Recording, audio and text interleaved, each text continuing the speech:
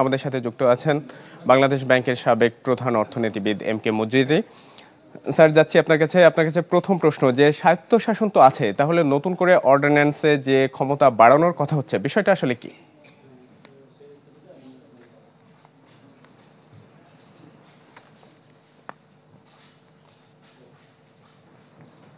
আসলে দেখুন, সাহিত্য এবং সত্যিকার অর্থে বাংলাদেশ ব্যাংক বিগত বছরগুলোতে যদি আমরা বাংলাদেশ ব্যাংক কার্যবিধি দেখি, তাহলে কিন্তু এটা পরিষ্কার যে বাংলাদেশ ব্যাংক কিন্তু এই বিগত বছরগুলোতে সরকারের একটা আজ্ঞাবহ প্রতিষ্ঠান হিসেবেই তার কাজকর্ম চালিয়েছে, যার ফলে আজকে কিন্তু আমাদের এই ব্যাংকিং খাত বলেন বা সামগ্রিকভাবে আর্থিক খাত আজকে এমন একটা দুরবস্থায় পড়েছে। কাজে এক্ষেত্রে সবচেয়ে বড় যেটা প্রয়োজন সেটা হচ্ছে যে এই যে কেন্দ্রীয় ব্যাংক এবং তার যে স্বায়ত্তশাসন, এটাকে শক্তিশালী করা, যাতে কেন্দ্রীয় ব্যাংক স্বতন্ত্রভাবে তাদের যে নীতিমালা সেগুলোকে বাস্তবায়ন করতে পারে এবং গ্রহণ করতে পারে, এবং যেখানে তারা সরকারের দ্বারা কোনোভাবে প্রভাবিত হতে পারবে না। এই ধরনের একটা স্বায়ত্তশাসিত সংস্থা যদি গড়ে ওঠে, যেটা পৃথিবীর বিভিন্ন দেশে রয়েছে, কিন্তু আমাদের দেশে যদিও অতীতে কিছুটা স্বায়ত্তশাসন ছিল, কিন্তু সামগ্রিকভাবে কিন্তু একটা সত্যিকার অর্থে স্বায়ত্তশাসিত প্রতিষ্ঠান হিসাবে কেন্দ্রীয় ব্যাংকটা গড়ে উঠতে পারেনি। এর দুটো কারণ। একটা হচ্ছে আমাদের যে বাংলাদেশ ব্যাংক অর্ডার যেটা ছিল, তার মধ্যে কিছু কিছু জায়গায় ঘাটতি ছিল, যার কারণে সেই ঘাটতির মাধ্যমে সরকার তাদের যে নিজস্ব যেটা তাদের কার্যবিধি, নিজস্ব যে চাহিদা সেটা পূরণ করতে বা একটা প্রেশার দিতে সক্ষম হয়েছে তাদের পক্ষে একটা অবস্থান নেওয়ার জন্য বাংলাদেশের। আর দুই নম্বর একটা হচ্ছে যে যেটুকু স্বায়ত্তশাসন ছিল সেটাও কিন্তু আমাদের কেন্দ্রীয় ব্যাংক সঠিকভাবে ব্যবহার করতে সক্ষম হয়নি। কারণ এটা কিন্তু নির্ভর করে যে বাংলাদেশ ব্যাংকের যিনি গভর্নর হবেন, প্রধান হবেন, তিনি কতখানি বিজ্ঞ এবং কতখানি যে স্বায়ত্তশাসনটাকে এটা কার্যকরভাবে ব্যবহার করতে পারেন, যাতে যে কেন্দ্রীয় ব্যাংকের যে ভূমিকা এটা সঠিকভাবে পালন করতে হয়। কাজে আমার মনে হয় যে এখানে আমাদের একদিকে যেমন এই বাংলাদেশ ব্যাংক অর্ডার যেটা আছে, এটার যে যে জায়গায় ঘাটতিগুলো আছে এগুলো দূর করার জন্য যে প্রচেষ্টা নেওয়া হয়েছে, এই প্রচেষ্টাকে এটাকে সাফল্য মণ্ডিত করতে হবে, এবং একই সঙ্গে আমাদের বাংলাদেশ ব্যাংককে একটা প্রতিশ্রুতিশীল এবং সার্থক এবং বিজ্ঞ জনমন কার্যকর বিধি মানা। স্যার, আপনার কাছে আসতে চাই, আপনি আমাকে শুনতে পাচ্ছেন? যে বিদ্যমান যে দুর্বলতা আছে, এটা নিয়েই তো 2002 সালে যখন গভর্নর ছিলেন তিনি, তখন বেসরকারি 70 জন পরিচালক বেসরকারি ব্যাংকে তাদের বিরুদ্ধে ব্যবস্থা নিয়েছিলেন। দুর্বলতা তো তখনও ছিল, তখন কিভাবে সম্ভব হলো? না, এইখানে একটা জিনিস হচ্ছে, আমি যেটা বলছিলাম যে কাগজে কলমে শাসন যেটুকু ছিল বাংলাদেশ ব্যাংক অর্ডারে, সেটিও কিন্তু সঠিকভাবে আমাদের যারা বাংলাদেশ ব্যাংকে নীতি নির্ধারক ছিলেন তারা কিন্তু সঠিকভাবে সেটা ব্যবহার করতে সক্ষম হয়নি। তার মূল কারণটা হচ্ছে কিন্তু বাংলাদেশ ব্যাংকে যারা গভর্নর সময় ছিলেন তারা সেটাকে নিজের এই বাংলাদেশ ব্যাংকের বা তাদের আর্থিক প্রতিষ্ঠানগুলোর স্বার্থে ব্যবহার না করে তারা সরকারের আজ্ঞাবহ হিসাবে তাদের ব্যবহার করেছে।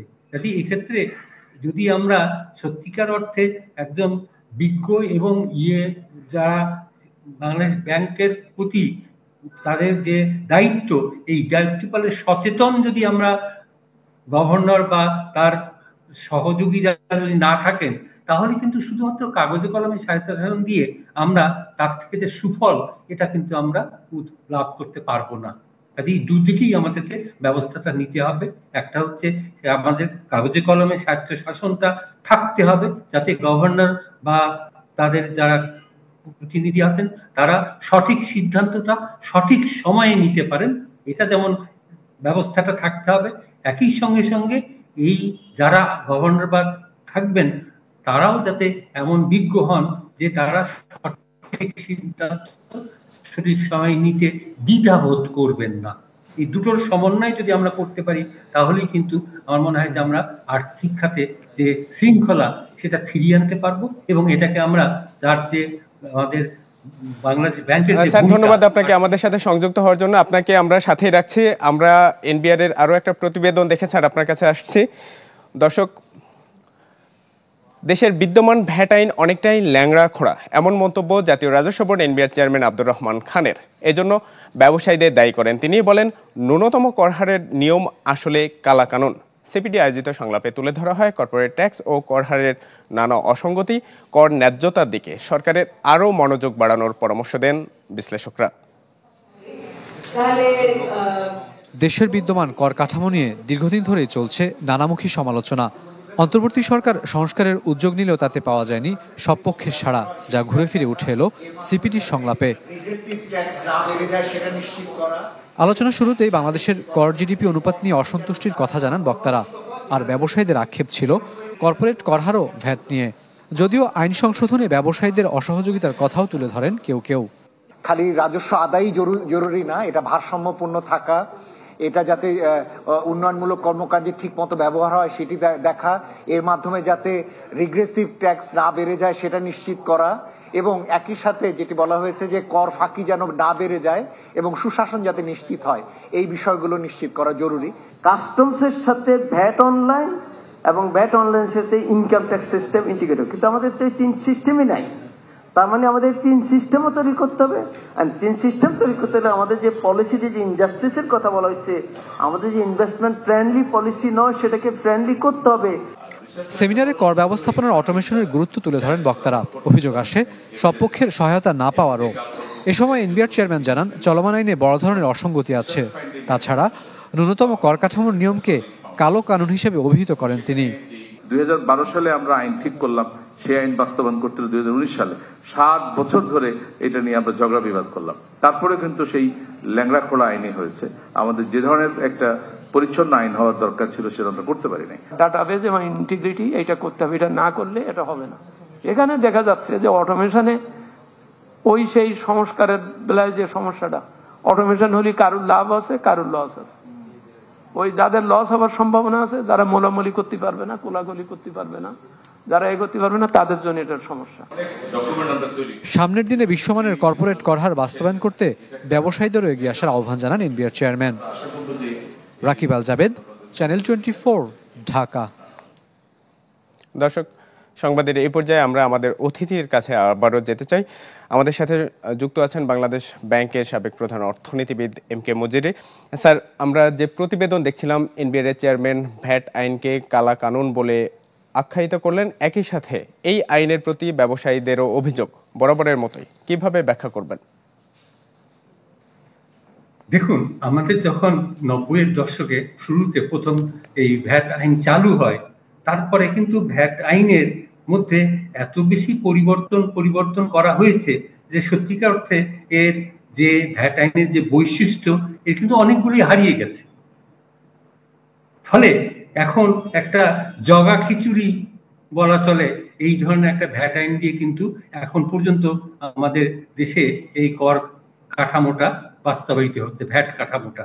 কাজেই সত্যিকার অর্থে আমাদের যদি ভ্যাট আইনটাকে আমরা যদি আন্তর্জাতিক মানসম্পন্ন, যেটা মানদণ্ড সঙ্গে সঙ্গতিপূর্ণ যদি একটা ভ্যাট আইন না করতে পারি, তাহলে কিন্তু এটা আমাদের যে উদ্দেশ্য আয়, অর্থাৎ আমাদের কর আয় বাড়ানো এবং কর ব্যবস্থাকে একটা সুশাসনের মাধ্যমে এটাকে একটা ভারসাম্যমূলক একটা কর ব্যবস্থা, যেখানে প্রোগ্রেসিভিটি থাকবে, যেখানে সকলের দায়িত্ববোধ থাকবে, এখানে ব্যবসায়ী মহল যেমন সেখান থেকে তার ন্যায্য সুবিধাগুলো পাবেন, তেমনি ক্রেতা, জনসাধারণ এবং সরকার সকলেই তার থেকে সুফল পাবেন।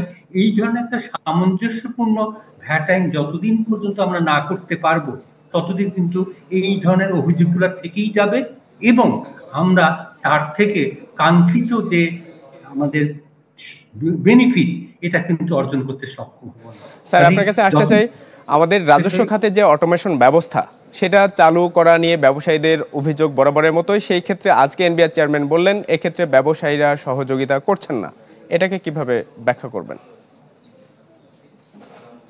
এখন আসলে আমাদের একটা সকলের মধ্যে, বিশেষ করে আমাদের ব্যবসায়ী মহল বলি বা অন্যান্য যারা সংশ্লিষ্ট আছেন, তাদের মধ্যে একটা বোধহয় ভ্রান্ত ধারণা রয়ে গেছে যে অটোমেশন যদি হয় তাহলে সেখানটায় হয়তো কর ফাঁকি দেওয়ার অবকাশ থাকবে না, বা অন্যান্য সুবিধা যেগুলোকে আমরা বলতে পারি যে যেসব সুবিধা যেগুলো সত্যিকার অর্থে ন্যায্য নয়, এই ধরনের সুবিধা হয়তো অর্জনে সেটা সহায়তা করবে না।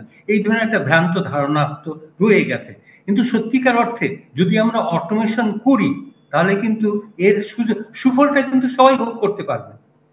কাজে এই ভ্রান্ত ধারণা থেকে আমাদেরকে বেরিয়ে আসতে হবে। অটোমেশনের মাধ্যমে কিন্তু আমরা কর ব্যবস্থাটাকে উন্নত করতে পারি, তার মধ্য থেকে দুর্নীতি দূর করতে পারি এবং এটাকে একটা ন্যায্য কাঠামোর মধ্যে আমরা বাস্তবায়ন করতে পারি, যাতে যার সুফল কিন্তু সকল পক্ষই করবে। এই ধারণাটাকে আমার মনে হয় যে আমাদের সকলকেই উপলব্ধি করতে হবে, যাতে আমরা যত দ্রুত সম্ভব আমরা এই ধরনের একটা আধুনিক ভ্যাট ব্যবস্থা এবং সামগ্রিকভাবে একটা আধুনিক কর কাঠামোর মধ্যে আমরা দ্রুততার সঙ্গে ফিরে যেতে পারি। জনাব এম কে মজুরি, আমাদের সাথে সংযুক্ত হওয়ার জন্য অনেক ধন্যবাদ আপনাকে। দর্শক, আমরা সাম্প্রতিক ভ্যাট আইন এবং বাংলাদেশ ব্যাংকের অর্ডিন্যান্স নিয়ে কথা বলছিলাম।